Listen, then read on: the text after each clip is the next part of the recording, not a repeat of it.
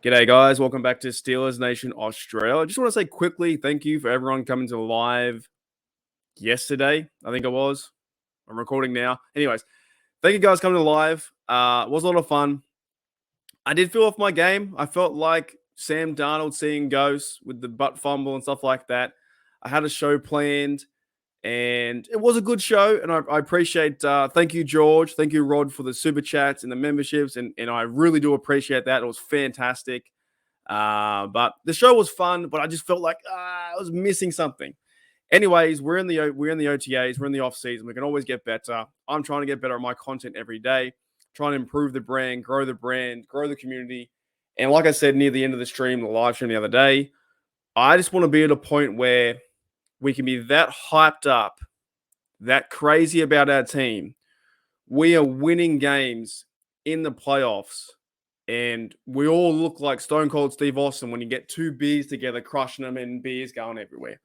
That's the kind of hype I want to get. But in this video today, guys, I did see this article, and I will link it in the description below or in the title or whatever. I'll link it somewhere. And I'm going to go through five. So I've got 5 slides with 5 quotes from the article. So you don't have to go read it. Pretty much I'm going to summarize the article. But, however, the disrespect continues. Absolutely continues. Now, I saw another article themed around the same thing. Apparently, it's been 34 years since the Pittsburgh Steelers have came last in the division. And one publication out there says 34-year-old Steelers record hanging in the balance. I disagree with that. Hanging in the balance, yet again, another negative media term, drama-filled term. Hanging in the balance, it's not really. Every team right now is 0-0. We haven't even started yet, and they're already saying the Steelers might lose this year. Anyways, that's the one of the titles I saw about this theme. So 34-year-old record is of course to do with the Pittsburgh Steelers finishing last. And they haven't done that in a very long time, right? But let's go to this other article I saw, right? So it starts off with the New England Patriots, Pittsburgh Steelers have ranked with the elite teams throughout the years. Perhaps, not so much in the past. Perhaps not so much in the most recent season, but the Patriots and the Steelers rank at the top, with the latter with 6 Super Bowl titles each. 100%. All right, they're both good organizations, and the Steelers got to 6 first, and they will get to 7 first. Right. The next slide, the next part of the article says the departure of Tom Brady meant the Patriots could no longer dominate, and the Steelers also have struggled to remain near the top without Big Ben. Tell me you're a Steelers fan tell me you're a media bashing on the Steelers without telling me. The Steelers have also struggled to remain near the top without Big Ben. I'm going to stop you right there. Struggled. See these words they use in the media to over-dramatize things? Struggled. That makes no sense. The Steelers have not struggled. The Steelers last year, with their first year without Big Ben, went 9-8. And they got better down the stretch. Yes, it was a tough, difficult first 8 games, 2-6, but the rest of the games, they finished 9-8. Had a chance to go to the playoffs. If Joe Flacco plays the game of his life and the Jets win, then we see Kenny Pickett and the Steelers in the playoffs last year. That didn't happen, but struggled? Come on, man. That makes no sense. It says here, both situations are more complex and involve the missing one key superstar, but it's a fair way of identifying the point that dramatically changed for both franchises. See how much they stretch these words, man? Makes no sense. They're pretty much saying, well, it's been really tough without Big Ben.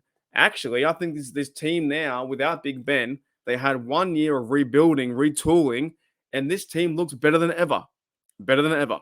Let's move on. It says here, while there may have been recent difficulties with both teams having to manage to stay out of their respective divisional cellars for many years.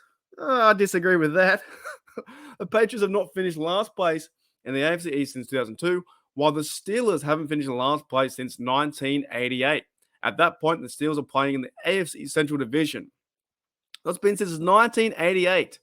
1988, the Steelers have not finished last in their division. Whether that be the AFC Central or let that be the AFC North. They've never finished last in the AFC North. Think about that. And since 19, so that's older than me.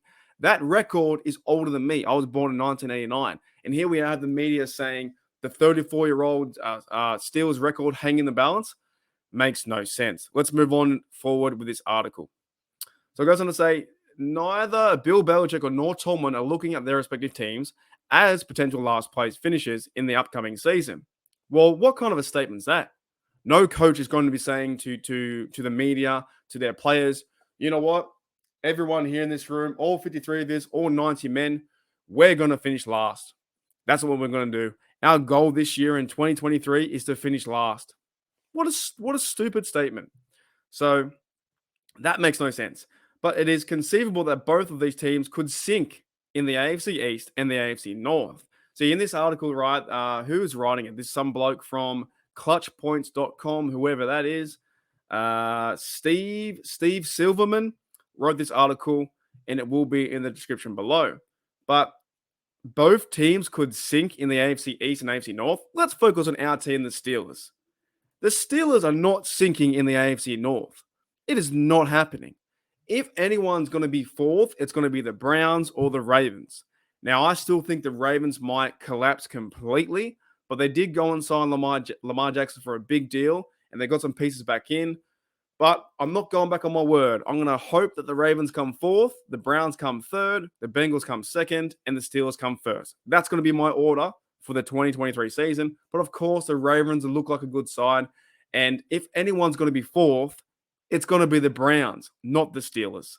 So it's, mate. Okay, it says here, I look at the Patriots roster. It's difficult to say that they're better than Buffalo, Miami Dolphins, or the Jets. Yeah, I could see that. But to focus on our Steelers, the Steelers have a difficult time competing with the Cincinnati Bengals or the Baltimore Ravens. Stop right there. Before the Mitchell Trubisky game, the Ravens have lost the Steelers 4 times in a row. 4 times in a row. Think about that. Lamar Jackson has 1 win as a starter over the Steelers. So how do you say this? These people have no idea about our team. The Steelers have a difficult time competing against the Bengals. Yeah, okay, I can kind of see that. I can see them splitting with the Bengals going 1-1, and we had a good record for many years, 11 wins in a row, and the next minute, the Bengals, I think it's like 3-3 now over the last 3 years. But to say that they have a difficult time with the Bengals, which they can go 1-1 with, they can win one divisional game and lose one, and the Baltimore Ravens, the Steelers have had the Ravens number for the past 5 years. For the past 5 years, their record is, I think, 5-1. Now, correct me if I'm wrong, but I'm pretty sure it's 5-1. But they definitely won 4 games in a row. And then Trubisky threw those picks, and they lost like 17-14. So this guy writing the article doesn't know. He doesn't know. That's the problem. He doesn't know our team. He doesn't know the Pittsburgh Steelers like we do. It's not going to happen. This fires me up. So it says we'll have a difficult time competing with the Cincinnati Bengals or the Baltimore Ravens. Come on, man. Tomlin's team could find itself in a dogfight for 3rd place. Not gonna happen. It's not gonna happen. So they're pretty much saying in this article, and the other one from Steeler Nation, Steelers Now, is saying the 34-year-old record hangs in the balance. And I don't see that.